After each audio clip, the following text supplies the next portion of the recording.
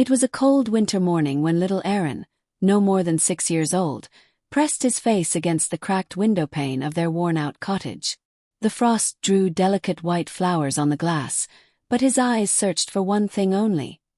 His mother, Eleanor. She had been gone since before dawn. Again. Their home stood on the edge of a dying town where opportunity had long packed its bags and left. The wind carried the whispers of better days, but inside that crooked house, warmth came not from the heater, which rarely worked, but from a woman whose spine had forgotten what rest felt like. Eleanor was in her mid-30s, her beauty hidden beneath the layers of exhaustion and time. Her eyes, once ocean blue, now carried the storm within them. Her hands were calloused from cleaning homes that weren't hers. Her back bore the weight of a world that didn't care, and yet every evening she smiled like it was the easiest thing to do. No one knew the real story. She wasn't always like this. Once she was a promising pianist. Soft hands, elegant dresses, recitals in candlelit halls. She had dreams of playing on grand stages, of people rising to their feet for her. But fate doesn't always offer applause. Sometimes it throws silence. The silence came when Aaron's father vanished without a note, leaving behind debt and a newborn child. Eleanor, still bleeding from childbirth, stood at a crossroads. Chase a dream, or cradle the one dream that now cried in her arms. He chose the latter. And every day since, she walked 10 kilometers to a rich part of town, scrubbed marble floors until her knees bruised, returned home to help Aaron with homework by candlelight, then practiced broken melodies on a keyboard with 3 dead keys, because she still believed in beauty, even in brokenness. But people talked. She wasted her life, they'd whisper at grocery stores. She should have remarried. She's too proud, others said, watching her reject charity. No one saw her walking past temptation, past hopelessness, past easy exits. No one knew she once skipped meals for days so Aaron could have lunch at school. No one knew that even in the crushing dark she whispered to herself, "Don't let him see you break." That winter, Aaron's shoes had holes in them. Eleanor noticed but said nothing. Instead, she stitched together cardboard and tucked them inside. When the snow turned his socks wet, she placed her own coat over his shoes as they waited at the bus stop. "I'm okay, Mama," he whispered, knowing she wasn't.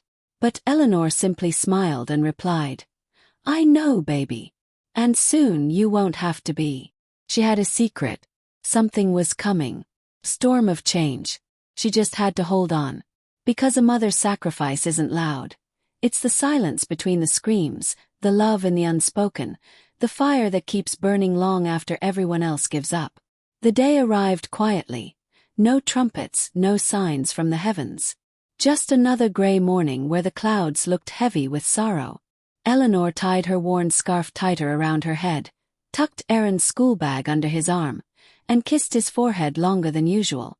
That day, something inside her felt different. Not tired. Not defeated. Just ready. After seeing Aaron off, she didn't head to the wealthy homes she usually cleaned. Instead, she took a left turn, toward the old music academy. The very place where her dreams had once danced like sunlight through stained glass. She hadn't entered those doors in 7 years. The building had aged just like her. Peeling paint, faded posters, echoes of forgotten melodies. But when Eleanor walked in, the receptionist looked up and paused. "Miss Eleanor, I'd like to audition," she said, her voice calm but her hands trembling. The academy had announced an open scholarship competition for adult learners who had once studied there. No age limit. No expectations. Just raw, unfinished talent.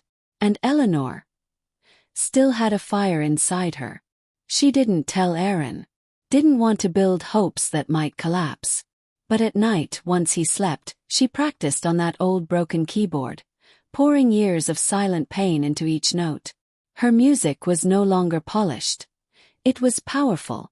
It spoke of loss, of sacrifice, of a mother's strength that even time couldn't tame. On the day of the performance, she wore a faded blue dress, once her favorite, that she'd patched up herself. Her fingers trembled as she took the stage. The judges looked indifferent. The audience was sparse. But when she played, something shifted. It wasn't just music.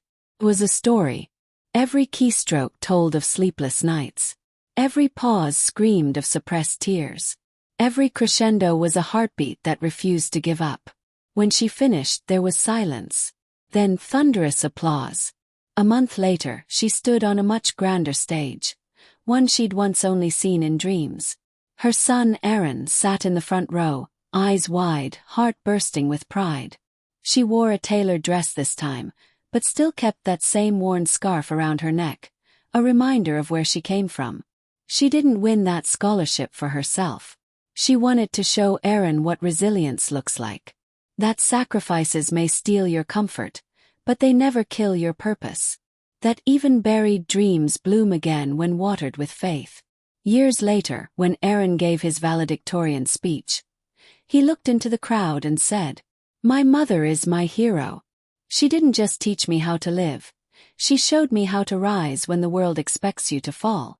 Because sometimes, the quietest warriors fight the loudest battles. And the deepest love wears tired shoes and carries broken hands. But it builds legacies that echo for generations.